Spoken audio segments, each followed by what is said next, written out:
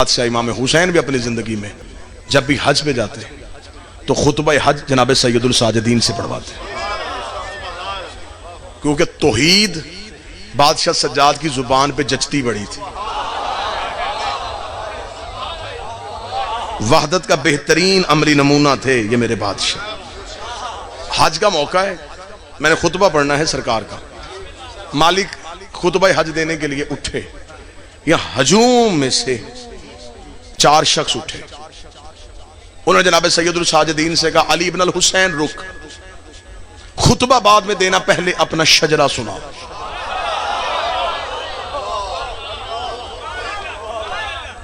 مولا سجاد کے رخ رحمت پہ سرخی آئی، صحیفہ رحمت جلالت میں بدلا، محمد فوراً علی ہوا۔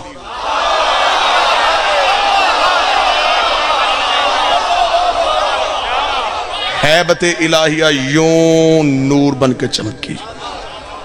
مولا سجاد نے انگلی کا اشارہ کر کے تم فوراً یہاں سے نکلو، ایسے نہ ہو کہ یہیں پہ عذاب آئے۔ انہوں نے جاتے جاتے کہا جرم کیا کیا ہم نے تو صرف یہی کہا تھا نا کہ اپنا شجرہ سنا، اور تو نے ہمیں حج کے ہجوم سے نکال دیا۔ فاشارت الی الحجر اسود، امام نے حجر اسود کی طرف اشارہ کیا۔ امام نے کہا تو بتا ہم کون ہیں؟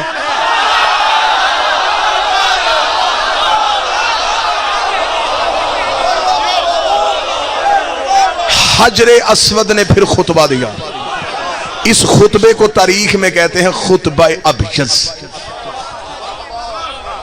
سفید خطبہ۔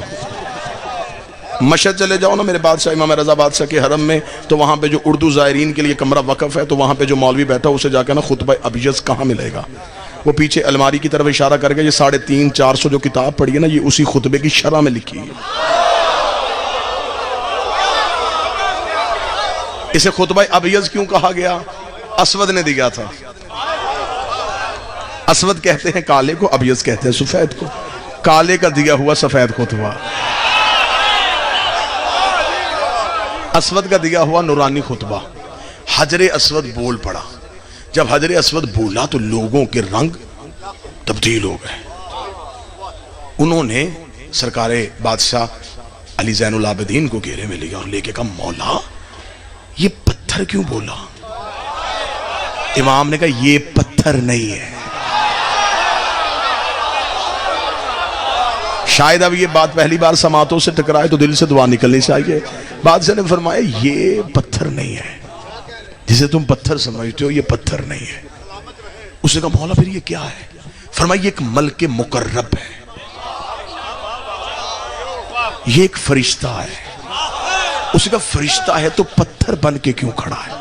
امام نے کہا پتھر بن کے کھڑا نہیں، امام نے کہا یہاں آنے سے پہلے جب ہم آلین میں رہتے تھے، احسان کیا اس بندے نے جو اب بولا ہے، پورے خمسے کے بعد اب احسان ہے اس بندے کا جو اس صدر میں بولا ہے۔ امام نے فرمایا یہاں آنے سے پہلے، اب میری مجبوری ہے، جملے ہیں میرے بادشاہ کے، ایک لمحے کے لیے نہ سلیس کر سکوں گا نہ ثقیل کر سکوں گا، نہ آسان کروں گا نہ وزنی کروں گا، جیسا بادشاہ نے کہا ویسا ہی سناؤں گا، کیونکہ امام کا جملہ ہر ذہن کے ظرف کے مطابق ڈھل جاتا ہے۔ یہ حسن ہوتا ہے کلام امام میں، جیسا سننے والا ہو اسے ویسا ہی سمجھ آتا ہے۔ امام نے فرمایا یہاں آنے سے پہلے جب ہم آلین میں رہتے تھے، جب ابلیس نے کہا تھا کہ میں سجدہ نہیں کرتا، خدا نے کہا استکبرت ام کنت من العالین۔ آلین کہتے ہیں علی کی جمع کو، جہاں کم از کم 4 علی رہتے ہوں۔ آیا اور یہ تھا اپنے زمانے کا دوسرا علی۔ فرمایا یہاں آنے سے پہلے جب ہم آلین میں رہتے تھے، لوگوں نے کہا اچھا۔ امام فرماتے جب ہم آلین سے، اب سطر سنیے گا میرے بادشاہ کی، ہائے ہائے ہاتھ میں نور کا قلم ہو میں کعبے کی پیشانی پہ لکھوں۔ امام فرماتے جب ہم آلین سے روح پروردگار بن کے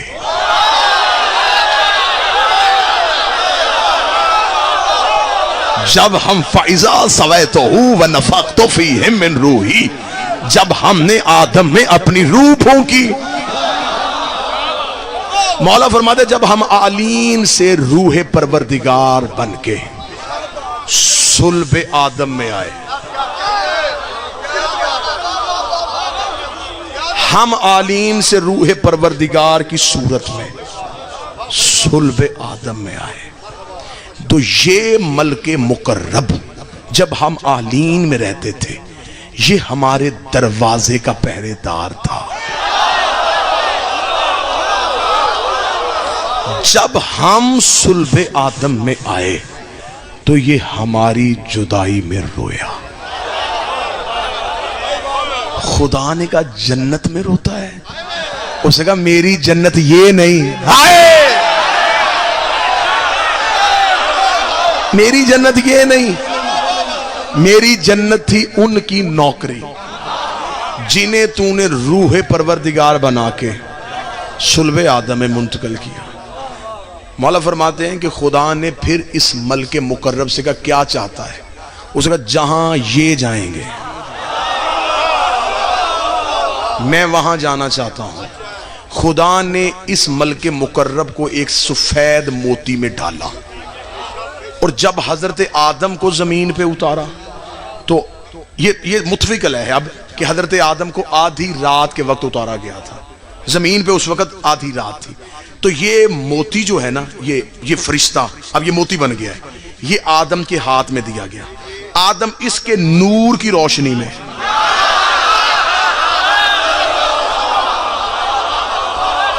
اب مجھے نہیں پتا کون سا ظرف قبول کرے گا اور میں تنہا بھی رہ جاؤں گا تو مجھے پھر بھی بارے میں ہے. آدم ہمیں ہدایت کرنے آ رہا تھا اور یہ آدم کو ہدایت کر رہا ہے. آدم اس نور کی روشنی میں، حضرت آدم اس نور کی روشنی میں، حضرت آدم سری لنکا میں اتارے گئے تھے، جناب حوا جدہ میں. جدہ نام ہی بی بی حوا کی وجہ سے، جدہ عربی میں کہتے ہیں دادی کو. حضرت آدم کو اس نور کی روشنی میں زمین پہ، حضرت آدم اس کی روشنی کے ساتھ زمین پہ اترے. مولا فرماتے ہیں سرکار بادشاہ کہ نوح کے دور تک یہ موتی رہا.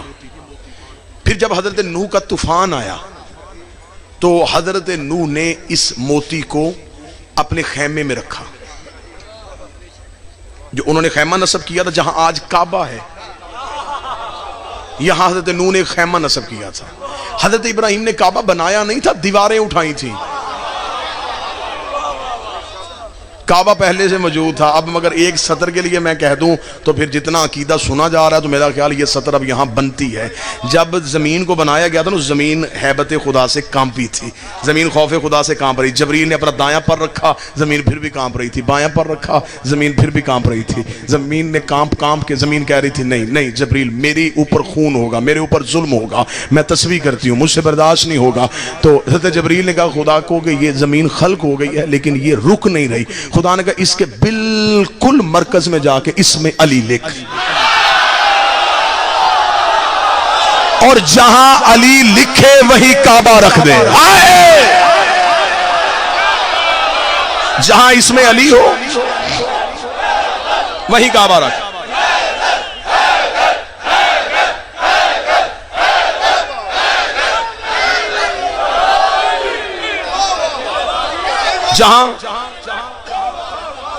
جہاں اس میں علی لکھے. اب ضرورت ہے کہ عقیدہ پڑھا جائے. ابھی میں نے 15 جولائی کربلا گاہ میں شاہ عقیدہ پڑھا ہے اور دشمنان علی نے ایک FIR درج کروائی کہ انہوں نے کہا ہے کہ علی نے آدم بنایا تھا. اس بات پہ FIR ہے اور یہ FIR نہیں ہے، یہ ایک دروازہ کھلا ہے. اب ہم بتائیں گے علی نے کیا کیا بنایا تھا.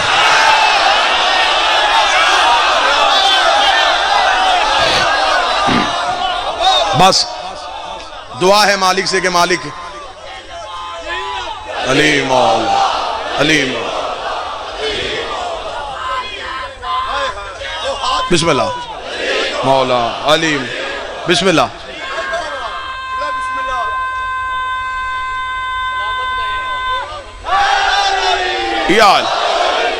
ڈر نہیں ایک لمحے کے لیے.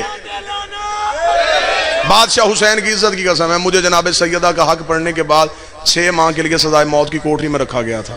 میں نے جیل کی سلاخوں کے اندر بیٹھ کے سیدہ سے وعدہ کیا تھا بی بی سانسیں تو دے دے تیری وکالت میں خیانت میں نہیں کروں گا. اب سانسیں ان کی طرف سے آتی ہیں. اب جتنی دیر زندہ ہیں بس انہی کی وجہ سے ہیں. یہ زبان کاٹ دو جسم و جان کاٹ دو. مدحت مرتضیٰ کی سزا دو مجھے. ٹکڑے ٹکڑے کرو میرا سارا بدن. آگ روشن کرو اور جلا دو مجھے. ذکر شاہ نجف سے رکوں گا نہیں چاہے 100 بار سولی چڑھا دو مجھے. لے کے راکھ میرے جسم کی رکھ کے ہاتھوں پہ اپنے اڑا دو مجھے. 1-2 دن نہیں صبح محشر تلک جب تلک جہاں تک ہوا جائے گی ایک حلالی حوالی کا وعدہ ہے یہ یا علی کی صدا. ہم سے علی نہیں چھینا جا سکتا. جہاں علی لکھا ہے یہی کعبہ رکھ.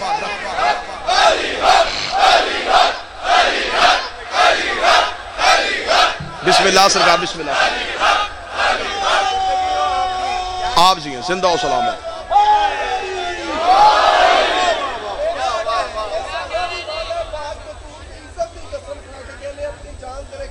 بسم اللہ پاک سید آپ کو زندگی.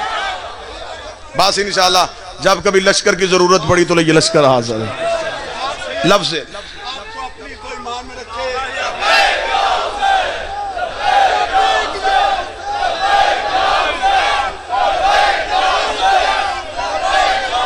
بسم اللہ آپ زندہ و سلامت.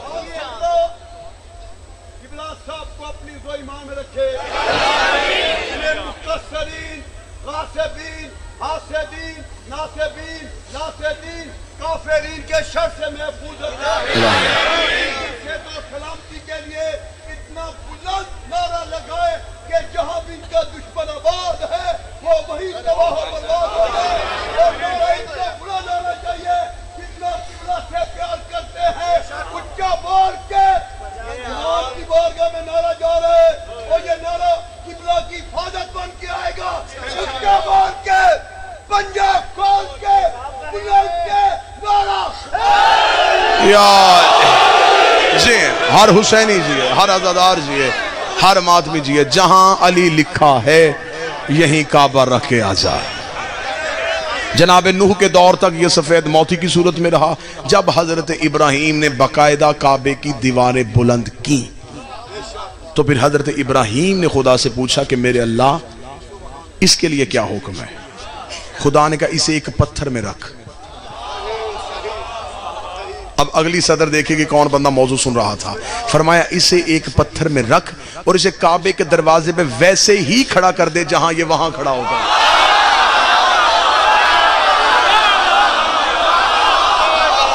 اسے کعبے کے دروازے پہ بالکل ویسے ہی کھڑا کر دے. کعبے کے دروازے پہ حجر اسود کعبے کی دیوار پہ نہیں ہے کعبے کے باہر کھڑا ہے. بالکل ویسے ہی کھڑا ہے جیسے وہاں پہرے دار بن کے کھڑا ہوتا تھا. لوگوں نے دیکھے کہا اچھا مولا تو یہ ملک مقرب ہے.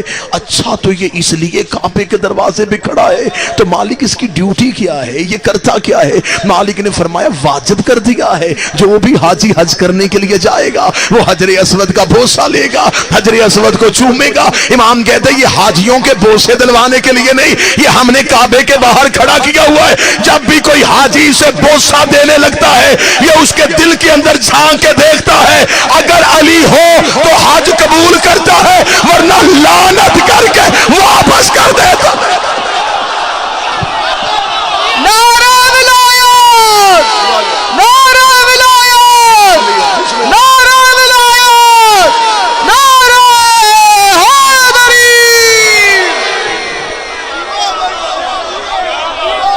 یہ دلوں کے اندر جھانکتا ہے.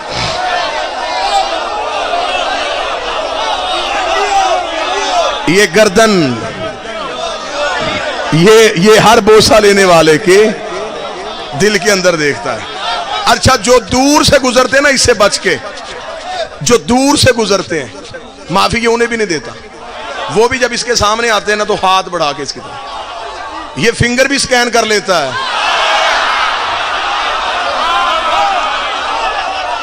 یہ ہاتھ بھی پہچان لیتا ہے کہ ماتمی کا ہے کہ نہیں ہے. آئے آئے آئے.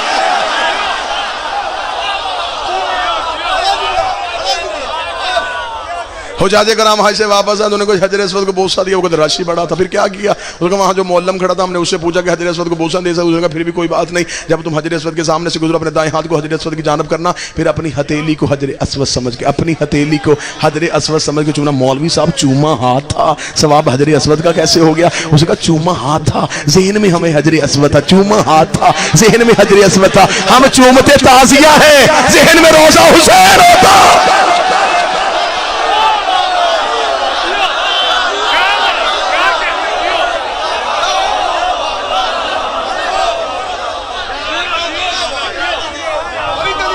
بسم اللہ۔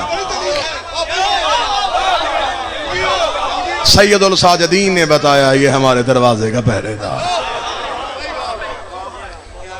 حجر اسود نے خطبہ دیا سجاد پہ، اس نے کہا الحمدللہ الذی جعل ابیہا بقدوم القبلۃ، اس کا تعریف ہے اس اللہ کی جس نے اس کے بابے کے قدموں کی وجہ سے اسے کعبہ بنایا۔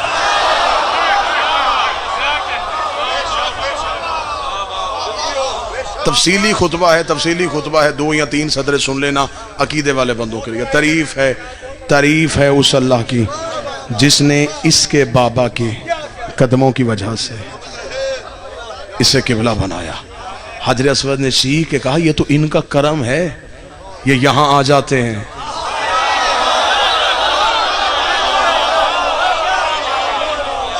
ورنہ یہ جہاں ہوتے کعبہ چل کے وہاں آتے۔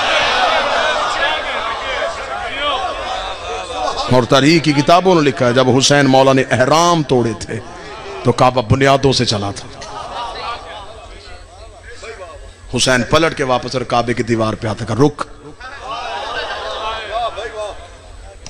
تیری حرمت کے لیے حسین جا رہا ہے،